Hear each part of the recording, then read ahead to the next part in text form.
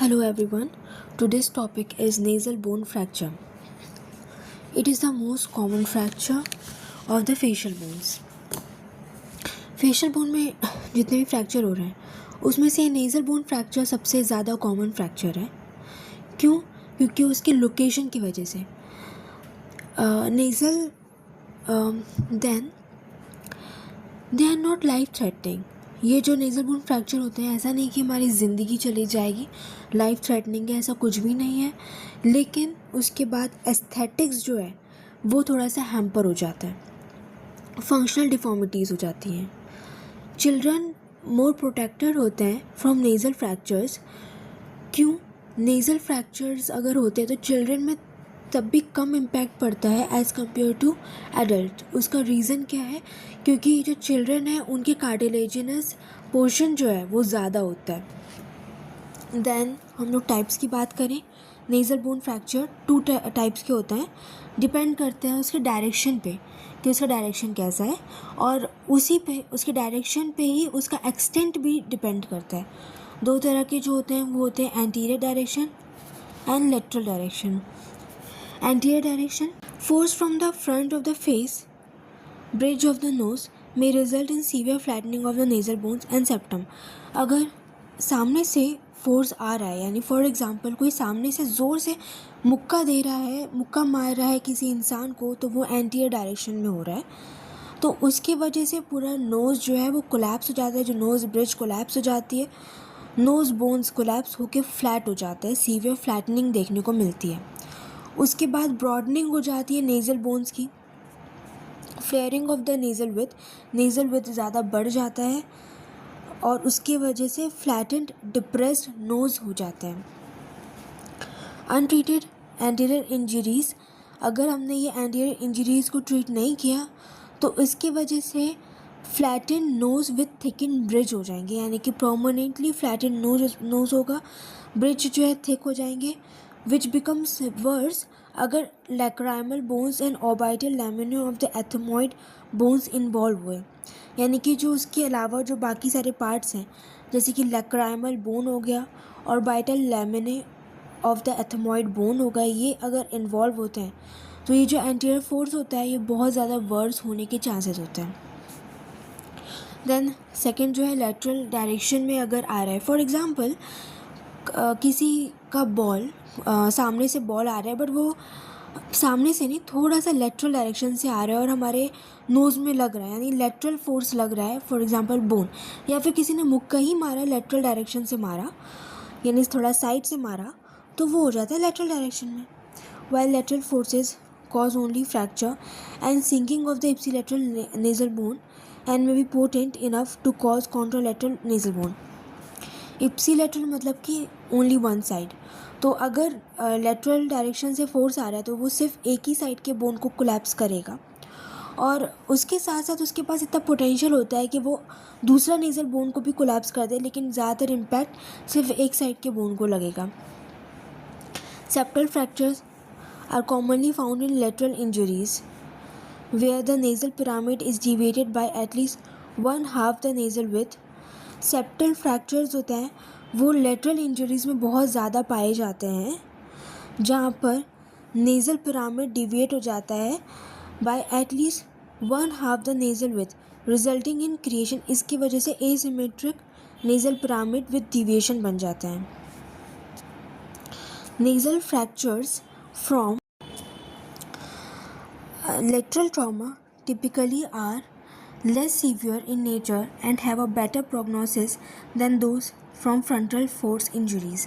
यानी lateral trauma जो होता है उसमें फिर भी एक गुड प्रोग्नोसिस मीन्स उसका जो ट्रीटमेंट है वो थोड़ा अच्छा आएगा अगर लेटरल डायरेक्शन वाली इंजरी हो रही है, फिर फ्रैक्चर हो रहा है, as compare to anterior direction. If the lateral types of injuries left untreated, अगर lateral types of injuries untreated हो गई तो इसकी वजह से नोज़ का एक साइड में ही डिविएशन हो गया. फॉर एग्जांपल अगर फोर्स जो है वो राइट हैंड साइड से, मतलब राइट नोज़ बोन पे ज़्यादा इम्पैक्ट कर रहा है, तो नोज़ जो होता है वो लेफ़्ट साइड डिविएट हो जाएगा परमानेंटली अगर उसको ट्रीट नहीं किया गया, और इसके वजह से ब्लॉकेज ऑफ बोथ नेयर्स यानी कि सांस लेने में भी दिक्कत हो सकती है। देन पीडियाट्रिक नेज़ल ट्रॉमा यानी बच्चों में अगर नेज़ल ट्रॉमा हुआ तो सेप्टल हेमाटोमास होगा, यानी कि जो सेप्टम होगा वो बहुत बैडली हैम्पर होगा, वहाँ पे ब्लीडिंग बहुत ज़्यादा अनकंट्रोलेबल होगी। मोर कॉमनली यही सेप्टल हेमाटोमास ही देखने को मिलते हैं। अगर अनट्रीटेड हेमाटोमा होगा तो उसकी वजह से इन्फेक्शन हो गया, मतलब कि अगर ब्लीडिंग हो रही है और वो ट्रीट नहीं हुआ, ठीक है, ट्रीट नहीं किया गया उसको, तो इन्फेक्शन होने के चांसेस होते हैं। सेप्टल डिस्ट्रक्शन हो सकता है। सेप्टल का मैं इमेज यहाँ पे ज्वाइन करती हूँ कि सेप्टल होता क्या है हमारा नोज़ में। And long term nasal deformity हो जाती है, नेज़ल डिफॉर्मिटी बहुत लंबी चलती है। एंड एयरवे ऑब्स्ट्रक्शन हो जाता है। Avoidance of over aggressive treatment of paediatric nasal fractures is important to prevent damage to the nasal septal growth centres. यानी अगर एग्रेसिव ऐसा कोई मतलब जैसे ट्रॉमा हुआ है और कोई ट्रीटमेंट बहुत एग्रेसिवली करना पड़ेगा तो उसको अवॉइड करना ज़्यादा बेटर है, ताकि जो फर्दर डैमेज है नेज़ल सेप्टम का, ग्रोथ सेंटर्स का, यानी कि पीडियाट्रिक है तो वो तो अभी ग्रोइंग एज में है, तो अगर हमने नेज़ल सेप्टल को एग्रेसिवली ट्रीट किया तो हो सकता है कि ग्रोथ सेंटर्स यानी कि जहाँ से ग्रोथ हो रहा है नोज़ का वो भी हैम्पर हो जाए। उसकी वजह से मिड फेज़ डेवलपमेंट में हैम्पर हो सकता है, क्योंकि जो ग्रोथ सेंटर्स है वो मिड फेज़ प्रॉपर डेवलप करेंगे, लेकिन अगर वो थोड़े हैम्पर हो गए तो मिड फेज़ का डेवलपमेंट हैम्पर हो जाएगा। तो ऐसे एग्रेसिव ट्रीटमेंट को अवॉइड करना ही बेटर है। देन इसके 5 टाइप्स के क्लासिफिकेशन है। अगर हम लोग नेज़ल बोन फ्रैक्चर की बात करें, और ये दिया किसने था, Rohrich classification of nasal bone fracture है ये। टाइप 1 सिंपल यूनिलैटरल फ्रैक्चर, यानी कि सिर्फ एक ही साइड नोज़ का फ्रैक्चर है जो कि सिंपल है। देन टाइप 2 है सिंपल बायलैटरल फ्रैक्चर, सिंपल है लेकिन नोज़ के दोनों साइड का फ्रैक्चर है।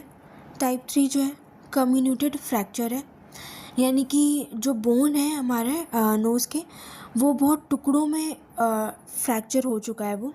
Type 4 nasal bone fracture associated with septal injury, nasal bone fracture और इसके साथ साथ सेप्टल इंजरी भी हुई है। अभी ऊपर के 3 टाइप्स में सिर्फ बोन का फ्रैक्चर हुआ था लेकिन सेप्टल इंजरी नहीं हुई थी। टाइप 4 में सेप्टल इंजरी आ गई। एंड टाइप 5 आता है नेज़ो ऑर्बिटो इथमॉइड फ्रैक्चर, यानी नाक के साथ आइज भी और इथमॉइड परपेंडिकुलर बोन जो हमारे नाक के पीछे होता है वो भी हैम्पर हो गए, उसमें भी फ्रैक्चर हो गया। तो ये 5 टाइप्स हो जाते हैं। If we talk about radiographic features of NOE fracture, तो एनओई फ्रैक्चर के रेडियोग्राफिक फीचर के लिए हमें सीटी स्कैन और एक्सरे करना पड़ता है कंफर्म करने के लिए कि नेज़ल बोन फ्रैक्चर है या नहीं। Then the most important thing which is very important for exams, clinical feature findings. तो firstly pain and swelling of nasal region होता है। सेकंड फ्लैटनिंग और other deformation of the shape of nose, nose का जो shape है उसकी flattening या फिर दूसरे अदर डिफॉर्मेशन होता है अगर इंजरी हुई तो, फ्रैक्चर हुआ तो। देन एपिस्टैक्सिस या फिर bleeding from the nose, epistaxis मतलब कि नोज़ से bleeding. Then most important point है CSF leaks if there is comminuted fracture of the cribriform plate of the ethmoid. Comminuted fracture यानी कि एक ही बोन के बहुत सारे टुकड़े हो जाना। तो अगर ये comminuted fracture होता है cribriform plate का of the ethmoid, उसकी वजह से CSF leaks होते हैं। देन CSF लीक्स इसकी वजह से होते हैं। समटाइम्स CSF जो है लीक होके नीचे आ जाता है थ्रोट में और वो सॉल्टी टेस्ट करता है। एयरवे ब्लॉकेज हो जाता है due to fracture, means due to bleeding, है ना, ब्लीडिंग की वजह से नोज़ में सारा एयरवे की जगह ब्लड भर जाता है, इसकी वजह से एयरवे ब्लॉकेज हो जाता है। फ्लूइड डिस्चार्ज और टिश्यू स्वेलिंग भी हो जाता है जिसकी वजह से नेज़ल वेस्टिबुलर स्टेनोसिस हो जाता है। नेज़ल वेस्टिबुलर स्टेनोसिस मीनिंग कि हमारा जो नोज़ है वो नैरो हो जाता है। तो दैट मीन्स जो हमारा नेज़ल वेस्टिबुलर स्टेनोसिस हो गया, उसकी वजह से एयरवे ब्लॉकेज हो जाता है। देन क्रैपिटस मीन्स कि जो ब्रोकन पार्ट्स हैं, जो हमारे जो फ्रैक्चर हुआ उसके जो ब्रोकन पार्ट्स हैं वो आपस में क्रैकलिंग साउंड देते हैं। तो एक क्रैकलिंग साउंड हर्ड होता है एंड द सेंसेशन फेल्ट जो हमें होता है when broken bones are moved over each other. एक दूसरे के ऊपर जब ब्रोकन बोन्स मूव करते हैं तो वो क्रैकलिंग साउंड जो हर्ड होता है उसको क्रैपिटस कहा जाता है। और then nasal septum may be deviated to one side in lateral type of injuries. lateral type of injuries में क्या होता है कि जो nasal septum है वो एक साइड डिविएट हो जाता है, लेकिन जो anterior type of injuries है उसमें saddle type of depression होता है। saddle means कॉन्केव जैसा स्ट्रक्चर होता है। सैडल मतलब होता है घोड़े के ऊपर जो बैठने के लिए लगाया जाता है उसको सैडल बोलते हैं, और वो कॉन्केव टाइप का स्ट्रक्चर होता है। तो ये concave type of structure form होता है अगर एंटीरियरली जो एंटीरियर फ्रैक्चर होता है उसकी वजह से। स्टेप डिफॉर्मिटी भी पैल्पेट होता है। Nasal fractures are frequently accompanied, जो नेज़ल फ्रैक्चर्स हैं वो तो होता ही होता है, उसके साथ साथ आईलिड इडिमा यानी आईलिड में स्वेलिंग हो जाती है। बायलेटरल सकमऑर्बिटल इकाइमोसिस यानी कि जो दोनों जो आँख हैं उसके आजू बाजू काला सा रैशेज या काला सा दाग लग जाता है। More marked on the affected sides, जहाँ पर अफेक्टेड हुआ है वहाँ पर ज़्यादा प्रॉब्लम मतलब ज़्यादा मार्क्ड दिखाई देता है, ज़्यादा प्रोमिनेंट दिखाई देता है। सब कंजंक्टिवल हेमोरेज यानी आँखों के नीचे ब्लीडिंग होता है। If they involve the orbital complex, अगर नाक में फ्रैक्चर के वजह से ऑर्बिटल कॉम्प्लेक्स यानी आँखों में भी अफेक्ट हुआ तो ये सब होगा। Involvement of deeper bony component of medial orbital wall will result in displacement of medial canthal ligament, यानी डीपर बोनी कॉम्पोनेंट में का अगर इन्वॉल्वमेंट होता है यानी बहुत डीपर बोनी कॉम्पोनेंट जो है अगर वो इन्वॉल्व होते हैं ऑर्बिटल वॉल में तो मीडियल कैंथर लिगामेंट भी डिस्प्लेस हो जाता है। मीडियल कैंथर लिगामेंट जो कि आइज़ को मूव करने में हेल्प करता है, मैं नेक्स्ट पेज में समझाती हूँ। और बोवरमैन कंक्लूड करते हैं कि इंटरकैंथल मेजरमेंट मोर देन 35 mm अगर होता है तो वो इंडिकेटर होता है मीडियल कैंथल डिस्प्लेसमेंट का। अगर इंटरकैंथल मेजरमेंट यानी दोनों आँखों के बीच का जो मेजरमेंट है वो 35 mm से ज़्यादा होता है तो ये टेस्ट होता है मीडियल कैंथल डिस्प्लेसमेंट का। तो डिस्प्लेसमेंट में भी यूनिलैटरल या फिर बायलैटरल हो सकता है ये डिस्प्लेसमेंट।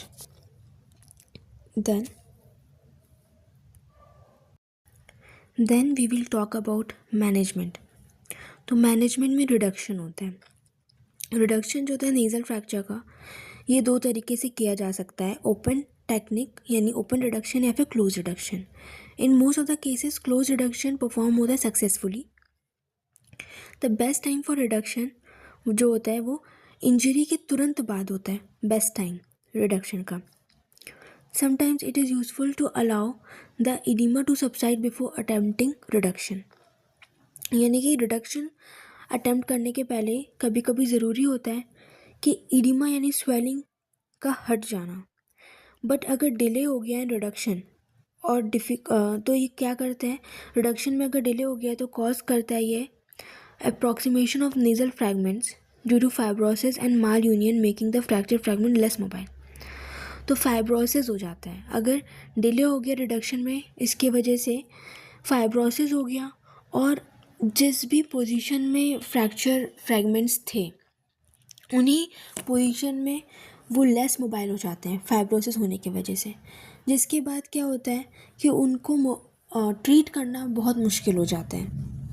अगर हम क्लोज रिडक्शन की बात करें तो इसका दो इंडिकेशंस हैं, यानी कि दो कारण मतलब दो ऐसे सिचुएशंस होते हैं जिनमें हमें क्लोज रिडक्शन करना है, हर में नहीं करना होता है। दो तरह के रिडक्शंस हैं, close reduction and open reduction. हम हर केसेस में ओपन रिडक्शन नहीं कर सकते या हर केसेस में हम क्लोज रिडक्शन नहीं कर सकते। तो कौन कौन से केसेस में हम क्लोज रिडक्शन करेंगे, वो है यूनिलेटरल और bilateral fracture of the nasal bones. जो नेजल बोन्स हैं उनका एक साइड में फ्रैक्चर होता है या फिर दोनों साइड में फ्रैक्चर अगर हुआ तो fracture of the nasal septal complex that is minimally deviated. जो नेजल सेप्टल कॉम्प्लेक्स है अगर वो कम से कम डिविएट हुआ है फ्रैक्चर के बाद तो उसकी वजह से क्लोज रिडक्शन हमें इन केसेस में करने हैं। टेक्निक की बात करें तो reduction can be done either under local anaesthesia और general anaesthesia using Walsham's and Asch septal forceps.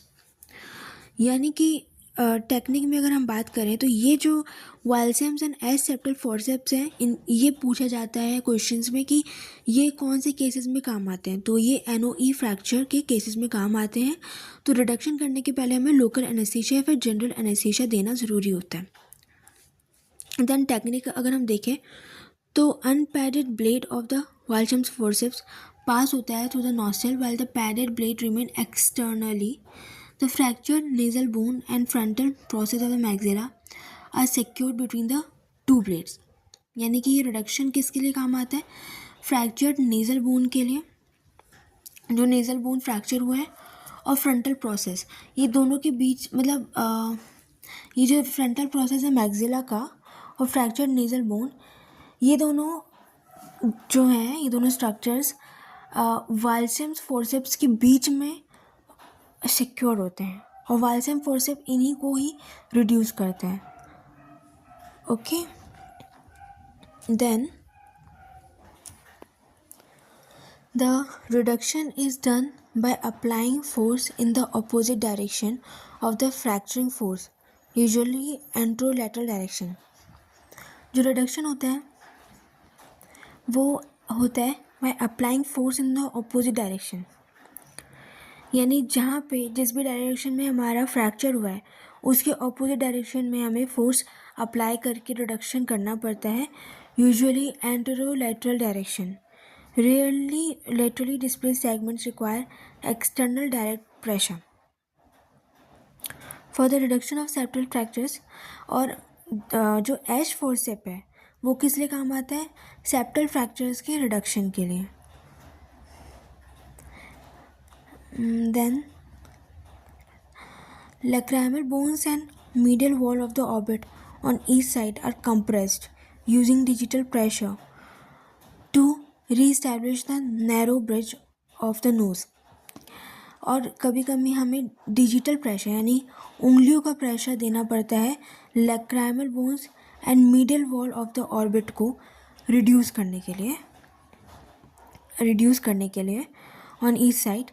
ये कंप्रेस होते हैं डिजिटल प्रेशर से ताकि narrow bridge of the nose जो नोज़ का नैरो ब्रिज बन गया है उसको हम लोग रीस्टैब्लिश कर सकें। Now we will talk about open reduction under management. The septum remains as an okay, so that means कि जब क्लोज रिडक्शन नहीं हो पाता है प्रॉपरली तब हम लोग स्विच करते हैं ओपन रिडक्शन में। फॉर एग्ज़ाम्पल जब सेप्टल फ्रेगमेंट्स होते हैं वो इंटरडिजिटेट होते हैं वन अनदर से, the septum can not be reduce properly. तो सेप्टम जो है वो प्रॉपरली रिड्यूस नहीं हो पाता है, resulted in a deviated bony pyramid. और ये एक डिविएटेड बोनी पिरामिड में रिजल्ट कर देता है सेप्टल अगर वो रिड्यूस नहीं हो पाए प्रॉपरली। ये हमने रिडक्शन कोशिश की थी कि क्लोज रिडक्शन से हो जाए सेप्टल फ्रैगमेंट्स का रिडक्शन, बट नहीं हो पाया और डिविएशन हो जाता है बोनी पिरामिड का। तो ऐसे केसेस में हम ओपन रिडक्शन करते हैं। Then similar to NOE surgical approaches to nasal bone fracture are used for cosmetic reason. Bicoronal flap is more desirable. अगर कॉस्मेटिक रीज़न की बात करें तो उसमें ओपन रिडक्शन में बायकोरोनल फ्लैप सर्जरी जो है वो ज़्यादा डिज़ायरेबल होती है। The fracture fragments are reduce and fix with mini plates और माइक्रो प्लेट्स। जो फ्रैक्चर फ्रैगमेंट्स हैं वो रिड्यूस कैसे होते हैं ओपन रिडक्शन में, मिनी प्लेट्स और माइक्रो प्लेट्स के द्वारा। Packing and post operative care are the same as describe for close reduction. Close reduction के लिए जैसे हमने पैकिंग और पोस्ट ऑपरेटिव केयर की, वैसे ओपन रिडक्शन के लिए करना है। In cases involving the disruption of medial canthal ligament of the eye, canthopexy is done in addition. Canthopexy management एक ट्रीटमेंट है जिसमें अगर मीडियल कैंथर लिगामेंट्स इन्वॉल्व हैं इस फ्रैक्चर में तो हमें कैंथोपैक्सी करने की ज़रूरत होती है। कैंथोपैक्सी में हमें कुछ स्टेप्स, मैं एग्जिस्ट बता रही हूँ कि कैंथोपैक्सी में स्पेशली होता क्या है कि हम लिगामेंट को पहले आइडेंटिफाई करेंगे कि मीडियल कैंथर लिगामेंट कहाँ का कैसा, ठीक है। देन हम पेरिओर्बिटल टिश्यू को लिबरेट करेंगे। ये जो आइज़ के आजू बाजू जो टिश्यू है इनको हम लिगामेंट से डिटैच करेंगे। देन लिगामेंट से हम लैक्राइमल पाथवे को डिटैच लिबरेट करेंगे। नेज़ल ट्रांसफिक्सेशन होगा, फिर नेज़ल जो है उसमें नोज़ के आजू बाजू ट्रांसफिक्सेशन होगा इस लिगामेंट का। एंड देन कॉन्ट्रालेटरल फिक्सेशन, मतलब इस साइड के ऑपोजिट साइड वाला भी फिक्सेशन हो जाएगा। तो इस बेसिकली ये नाक के आजू बाजू एक कैंथल जो डिटैच हो गया है, जो फ्रैक्चर हो गया है, उसको दूसरे कैंथाई से जोड़ा जाता है ताकि ये प्रॉपरली मूव कर सकें। देन हम बात करेंगे इंडिकेशंस की ऑफ ओपन रिडक्शन। तो क्या क्या केसेस में ओपन रिडक्शन करना चाहिए?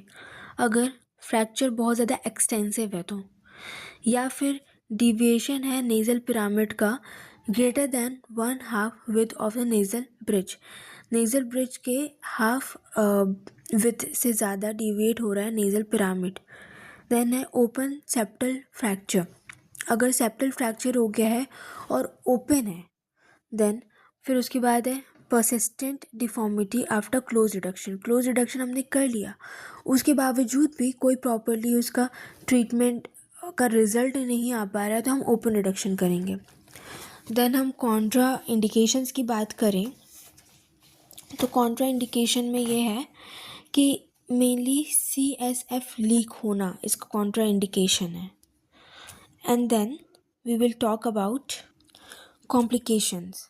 तो अगर हम कॉम्प्लिकेशंस की बात करें तो दो तरह के कॉम्प्लिकेशंस, मतलब दो टाइम पे कॉम्प्लिकेशंस हम देखेंगे NOE फ्रैक्चर के मैनेजमेंट में। ओपन रिडक्शन में अगर हम देखें तो कुछ कॉम्प्लिकेशंस हो जाते हैं। जैसे अर्ली कॉम्प्लिकेशन की बात करें तो epistaxis is common with nasal fracture and may recur with the reduction. Epistaxis यानी नोज से ब्लीडिंग होता है जो कि कॉमन होता है ये इन फ्रैक्चर्स में, NOE फ्रैक्चर्स में, और ये रिकर हो जाता है विद द रिडक्शन, यानी कि अगेन एंड अगेन। रिकर मतलब अगेन एंड अगेन होना। अगर हमने रिडक्शन किया तो एपिस्टैक्सिस और होगा। Then haematoma is always a concern and must be evacuated.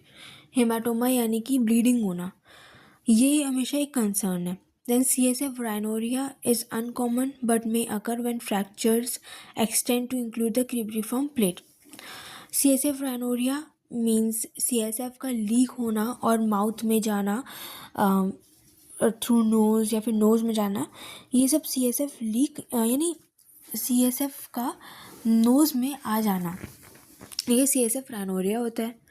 ये अनकॉमन होता है बट ये अकर हो जाता है जब फ्रैक्चर एक्सटेंड हो to include the cribriform plate. यानी कि वैसे तो अनकॉमन है लेकिन अगर क्रिब्रिफॉर्म प्लेट जो है वो अगर हार्म हो तो CSF rhinorrhea होना कॉमन हो जाएगा। हेमाटोम ओके। देन लेट कॉम्प्लिकेशन की बात करें तो नेज़ल ऑब्स्ट्रक्शन होने के चांसेस हैं, सेकेंडरी नेज़ल डिफॉर्मिटी होने के चांसेस हैं, सैडल नोज डिफॉर्मिटी होने के चांसेस हैं, साइनेकिया यानी दो टिश्यू आपस में चिपक जाना, अधेशन होने के चांसेस हैं, सेप्टल परफोरेशन यानी कि जो हमारा सेप्टल है, नोज़ के बीच का जो सेप्टम है उसमें परफोरेशन हो जाना, ये भी एक केस है, कॉम्प्लिकेशन है लेट। नाउ अगर जब हमने ट्रीटमेंट कर ली, ओपन रिडक्शन, क्लोज रिडक्शन जो भी किया, उसके बाद हमें उसको इमोबिलाइज करवाना होता है, यानी कि कुछ समय तक फ्रैक्चर जो है वो हिले ना। लेकिन अगर हमने उसमें कुछ भी दिया नहीं तो कोई भी इंसान खाएगा, बोलेगा, तो डेफिनेटली फ्रैक्चर हिलने के बहुत सारे चांसेस हैं। तो इसकी वजह से हम लोग इंट्रानेज़ल और एक्स्ट्रानेज़ल स्प्लिंटिंग करते हैं। इंट्रानेज़ल स्प्लिंटिंग में दो चीज़ें यूज़ आती हैं, एक रिबन गॉश और एक होता है सिलिकॉन स्प्लिंट। देन जो रिबन गॉश है वो सबसे ज़्यादा स्टैंडर्ड, मोर स्टैंडर्ड मेथड होता है, यानी रिबन गॉश का यूज़ करना काफ़ी ज़्यादा मतलब यूज में है आजकल।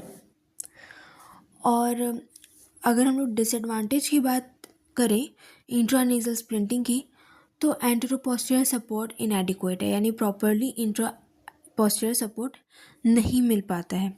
कभी कभी difficulty in breathing through the nose, अगर हमने रिबन को ऐसे करके कर लिया तो ऑब्वियसली नोज़ में नोज़ के थ्रू ब्रीदिंग करना डिफ़िकल्ट हो जाएगा और पोटेंशियल सोर्स है इन्फेक्शन का।